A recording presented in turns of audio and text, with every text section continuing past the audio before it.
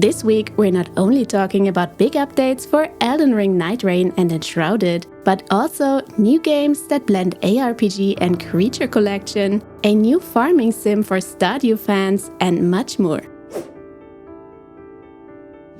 After having added the much-needed two-player co-op mode in August, From Software now already announced the next big update for Elden Ring Nightreign, arriving in December. The base game launched earlier this year, and while the boss design has earned plenty of praise, the solo experience and matchmaking frustrations left parts of the community wanting more.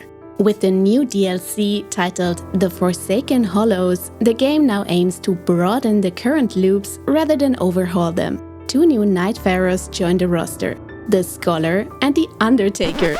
No, not him, her! While she solves conflicts with raw strength and violence, the Scholar uses his impressive arcane levels to gain advantages through battlefield observation. And although we just got the Nightreign typical descriptions for these new Nightfarers, we're betting on a Berserker and a heal or support archetype. These charming fellows release alongside new Nightlords, field bosses, and a bunch of other formidable enemies. The new region, the Great Hollow, moves the battlefield from the dangerous overworld to the not even slightly less dangerous underground. With its crystal caverns, ruins, and narrow pathways, there are plenty of creative opportunities to die from the environment alone. Who needs enemies when you can just fall into a dark pit? Charming! And talking of environmental danger, there's also a new mechanic called Shifting Earth, a special condition where the map sees massive geographical changes over the 3-day expeditions. The DLC will require the base game and is priced at $15, with a small pre-purchase bonus available until December 3rd. We feature a huge variety of genres here on this channel, because we really like a lot of different games. But if we had to name our favorite, ARPGs and creature collectors would definitely be among them. So if a game is revealed that combines both of them, we're excited. Kinforge is a new co-op creature collector meets action RPG from Seeker Entertainment. The studio is made up of developers who worked at Blizzard, Riot, and Sony. And we would say that this mix of backgrounds shows not only in the LoL-like top-down view, but also in the character and creature designs as well. Those creatures and their elemental powers were once exploited by corporations, turning them corrupted, which turned the landscapes into wastelands. A handful of people learned to bond with these spirits and push back against the corporate overseers. Combat is real-time and fast, centered around elemental abilities like fireballs or stone shields. You anchor your build with those chosen elemental, then add sprites that bend those abilities into your own variations. Kinforge is built with co-op in mind. Up to 4 players can team up, explore ruined regions together, and coordinate ability fusions during encounters. Seeker describes the project as an attempt to recapture the social spark of the old MMO EverQuest, something that grows through shared moments rather than competition. It's coming to PC on Steam and potentially to consoles as well, but much later. If you love the beetles and bugs in games like Grounded, and especially the friendly ones, rather than the ginormous spiders, Fourleaf Fields might be worth keeping an eye on. This upcoming live sim shrinks players down to bug size and drops them into a gorgeous pixel art world, where carrots tower over you and the town square fountain is an old teacup. You can play solo or, much better, with friends in online co-op. Obviously, this game will be perfect for any one of you who loved playing Stardew Valley in multiplayer and was waiting for something new, because this farming sim also brings some fun new twists to the genre. And it obviously looks super sweet. You start by clearing out the field, then setting up a tiny homestead with your first field of carrots. You can start raising critters like ladybugs, or what we believe are moths, as livestock. But the real twist is the gossip system that lets you uncover secrets. Instead of a traditional skill tree, we get a social network tree. Progress comes from piecing together rumors, connecting events, fulfilling duties for your neighbors, and then, piece by piece, uncovering the town's history. Growing friendships unlocks new shops, upgrades, matchmaking quests, and even expands the settlement itself. Fourleaf Fields is developed in Unity by the small indie team behind the action RPG Mana Spark and the automation sandbox Nova Lands. The co-op seems to be for 4 players, letting you and your friends farm, explore, and dig up secrets together in this tiny world. It's planned for PC on Steam and already confirmed to run on the Steam Deck, though there's no release window yet. But you can apply to a closed playtest on Steam. Grab a glass. We supply the water. It's time to talk about Enshrouded. The game just received its 7th major update called Wake of the Water. And although it isn't a standalone release, it sure feels like a huge step up for Keen Games' voxel-based survival RPG. The patch added fully simulated water, a tropical endgame biome, fishing, great swords, and a broad balance overhaul for almost every system. If you already played before, don't worry. You can keep your existing worlds and bases stay completely safe. If you manage to handle the new water mechanics, of course. A little tip on the side: always use water drains. Otherwise, your canyon fort might just end up as an underwater base. But the water is not just for show and submerging your home. It's now a true resource. You can swim and dive with limited oxygen, reroute streams for canals or farms, and even power machinery. Agriculture benefits from it as well, as crops like rice require partial submersion. With fishing, craftable rods and bait were introduced, and your catches can be used for cooking and crafting. I am kinda not looking forward to legendary fish pans, but well. All these splashy activities can be done to more extent in the new Whalewater Basin that has been added between Blackmire and Albaneve.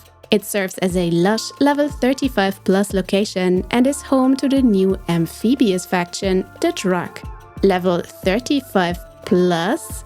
Yes, you heard that right. The level cap has also been raised and is now 45 for players and 50 for gear. Everything related to combat got more depth, with elemental bonuses, new skills, and focus on mobility and crowd control. And finally, we got the most exciting new weapon type. Behold, the Greatsword. So you can finally play a warrior, I guess. Either way, we are definitely excited to grab our swimsuits and hop back in as soon as possible. When it comes to the horror genre in games and movies, one of our favorites will definitely be the zombie subgenre. We have suffered through, we have seen all Resident Evil movies and are huge fans of zombie-infested apocalypse scenarios like in The Last of Us or Fallout. What we didn't know so far, until the new trailer for Zeverland came around, is how well a more comic-like look fits the whole zombie thing. So Zeverland took that very cheerful first impression and then immediately dropped us into a good old zombie apocalypse. The indie team at Quantum Quarks is building this as an open-world survival game where those chibi characters wander a 24 square kilometer map filled with everything but cute situations.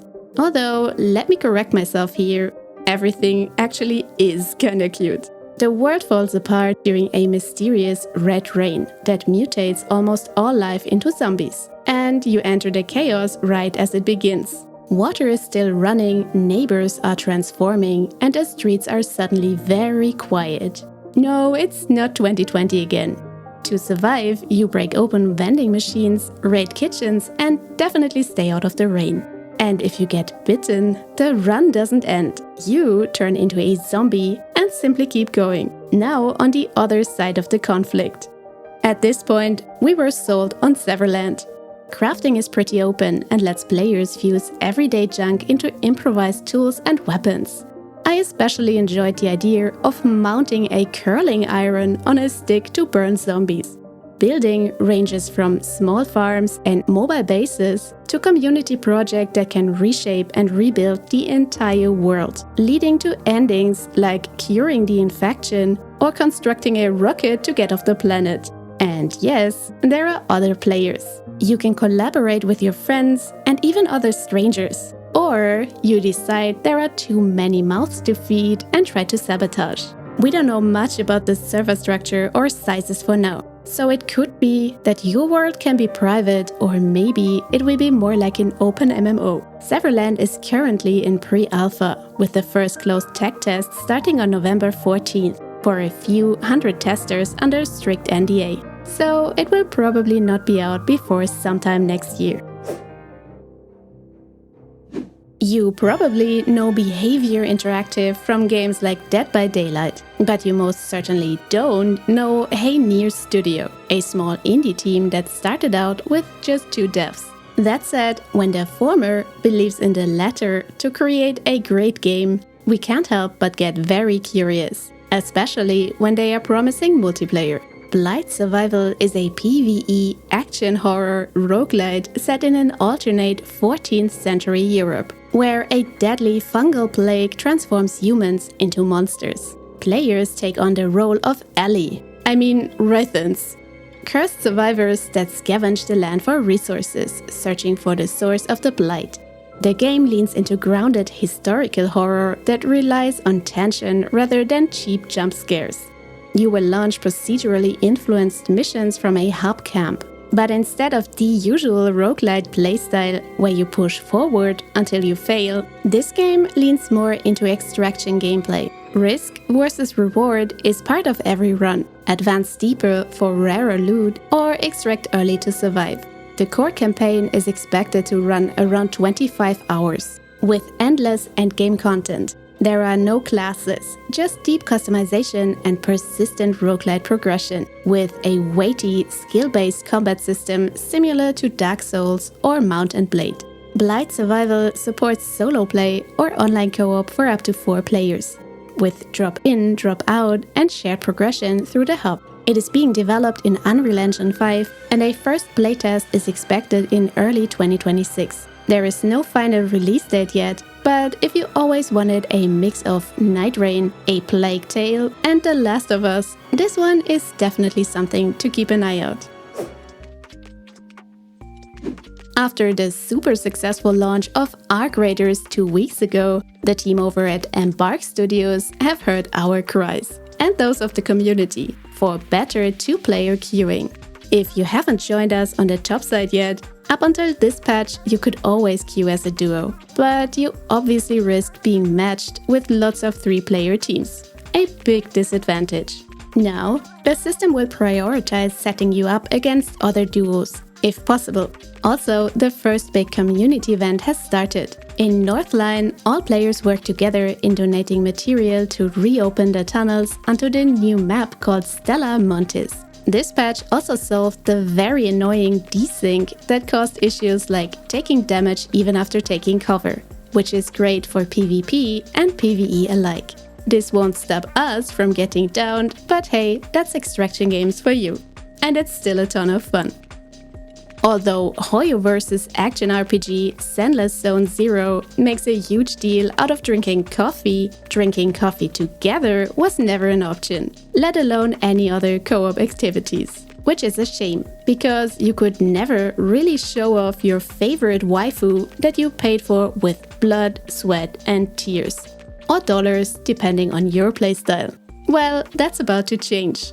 With update 2.5, multiplayer will be added, finally letting you fight side by side, along with a bunch of other improvements.